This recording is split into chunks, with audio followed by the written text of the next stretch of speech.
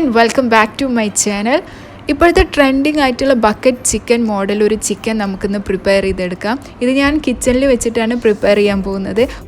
അപ്പോൾ മെയിനായിട്ട് ഞാൻ ഈ ചിക്കൻ നമ്മുടെ വീട്ടിൻ്റെ ഉള്ളിലിരിക്കുന്ന ആൾക്കാർക്ക് വേണ്ടിയിട്ടാണ് പ്രിപ്പയർ ചെയ്യാൻ പോകുന്നത്. അതായത് പുറത്തിറങ്ങിയിട്ട് കുക്ക് ചെയ്യാൻ പറ്റാത്ത ആൾക്കാർക്ക് വേണ്ടിയിട്ട്. പിന്നെ അത് മാത്രമല്ല, ഇതിന് വേണ്ടിയിട്ട് നമ്മൾ ഗ്രില്ല് പോലും യൂസ് ചെയ്യുന്നില്ല. അപ്പോൾ നിങ്ങൾ ആദ്യമായിട്ടാണ് നമ്മുടെ ചാനൽ കാണുന്നതെങ്കിൽ സബ്സ്ക്രൈബ് ചെയ്യാൻ മറക്കരുത്. അതുപോലെ തന്നെ വീഡിയോസ് ലൈക്ക് ചെയ്യണം, ഷെയർ ചെയ്യണം, കമൻറ്റ്സ് അറിയിക്കണം. ഇനി നമുക്കിത് എങ്ങനെ പ്രിപ്പയർ ചെയ്യുന്നതെന്ന് നോക്കാം. ഇപ്പോൾ ഞാനിവിടെ ഒരു ഫുൾ ചിക്കൻ എടുത്തിട്ടുണ്ട്. 800 ഗ്രാമിൻ്റെ ചിക്കനാണ്, ചെറിയ ചിക്കനാണ്. ഇപ്പോൾ നല്ല കഴുകി വൃത്തിയാക്കി വെച്ചിരിക്കുന്ന ചിക്കൻ നമുക്കൊന്ന് വരഞ്ഞു കൊടുക്കാം. 2 സൈഡും വരഞ്ഞു കൊടുക്കുക.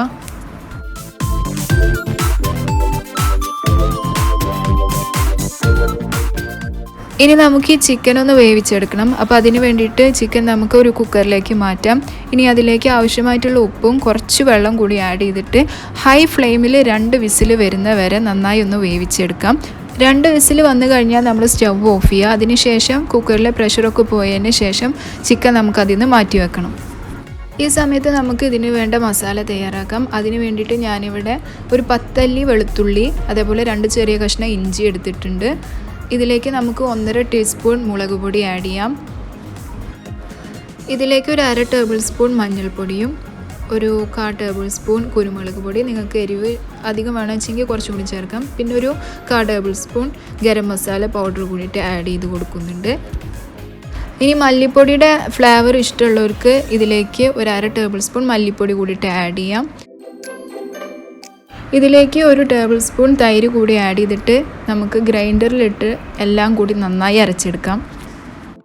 ഇപ്പോൾ നമുക്ക് ഇതിലേക്ക് ചെറുതായി അരിഞ്ഞ ഒരു തക്കാളി, ചെറിയൊരു തക്കാളി, അതേപോലെ കുറച്ച് കറിവേപ്പില, കുറച്ച് വിനീഗർ, ഇതെല്ലാം കൂടി ആഡ് ചെയ്തിട്ട് ഒന്നും കൂടി നന്നായി ഒന്ന് അരച്ചെടുക്കാം.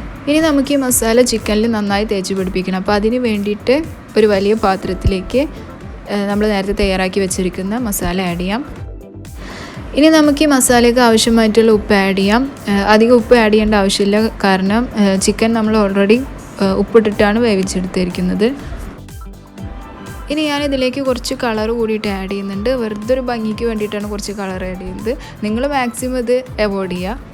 ഇനി നമുക്ക് ഈ മസാലയിലേക്ക് നമ്മൾ നേരത്തെ തയ്യാറാക്കി വെച്ചിരിക്കുന്ന ചിക്കൻ ആഡ് ചെയ്തിട്ട് നന്നായി മാരിനേറ്റ് ചെയ്തെടുക്കാം.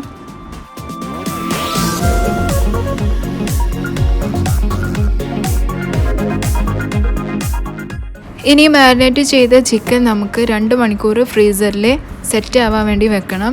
കുറഞ്ഞത് 1 മണിക്കൂറെങ്കിലും നമ്മൾ എന്തായാലും ഫ്രീസറിൽ വെക്കണം.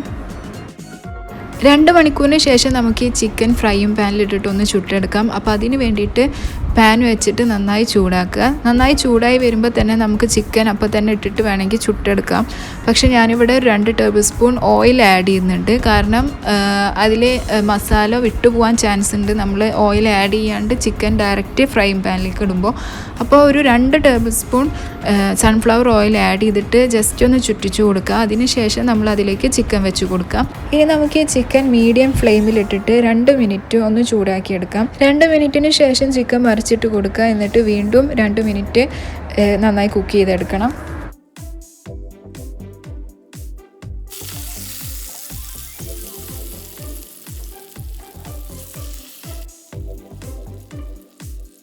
ഇനി നമുക്ക് ഈ ചിക്കൻ 5 മിനിറ്റ് അടച്ചു വെച്ചിട്ടൊന്ന് വേവിച്ചെടുക്കണം. ഇപ്പോൾ നമ്മുടെ ചിക്കൻ ഇവിടെ റെഡി ആയിട്ടുണ്ട്. അപ്പോൾ ഞാൻ പറഞ്ഞ പോലെ നിങ്ങൾ പുറത്ത് പോയിട്ടൊന്നും കുക്ക് ചെയ്യാൻ പറ്റാത്ത ആൾക്കാർ എന്തായാലും കിച്ചണിൽ വെച്ചിട്ട് ഇങ്ങനെ ഒന്ന് ട്രൈ ചെയ്ത് നോക്കണം. ഭയങ്കര ടേസ്റ്റി ആയിട്ടുള്ളൊരു ചിക്കൻ റെസിപ്പിയാണ്. അതേപോലെ നമുക്കിത് സോസും മയോണൈസും ഒക്കെ യൂസ് ചെയ്തിട്ട് കഴിക്കുക, ഭയങ്കര ടേസ്റ്റിയാണ്. അപ്പോൾ നിങ്ങൾക്ക് ഈ വീഡിയോ ഇഷ്ടപ്പെട്ടെങ്കിൽ ലൈക്ക് ചെയ്യണം, ഷെയർ ചെയ്യണം, അതേപോലെ കമൻസൊക്കെ അറിയിക്കണം. Thanks for watching.